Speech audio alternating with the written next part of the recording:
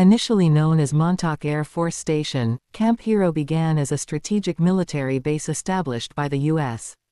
Army in 1942 during World War II. Designed to defend against potential naval invasions of New York from the Atlantic Ocean, the station was disguised as a quaint fishing village to avoid detection by enemy forces.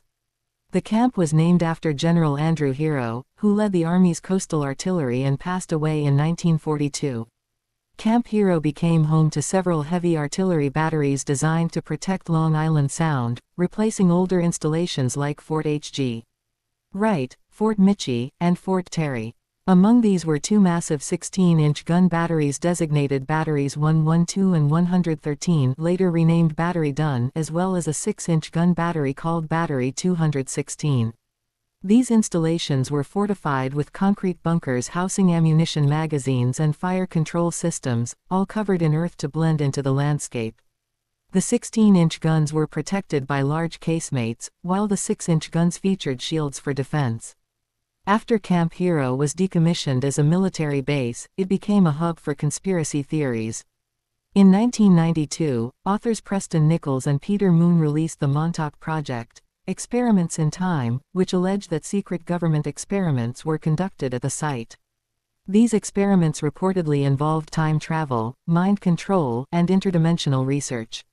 While widely dismissed as pseudoscience, the book gained a cult following and inspired several sequels, fueling the mystique surrounding the site. By 1984, the General Services Administration sought to sell the Camp Hero property to real estate developers. However, environmental activists opposed the sale, citing the site's unique ecosystems and wildlife habitats. The base was decommissioned, and much of the land, including Camp Hero, was transferred to the National Park Service before being handed over to the New York State Office of Parks, Recreation, and Historic Preservation. Portions deemed less environmentally sensitive were sold for development. During the late 1980s and 1990s, Camp Hero remained largely untouched. In 1996, a feasibility study proposed converting the site into a golf course, but environmental groups raised concerns.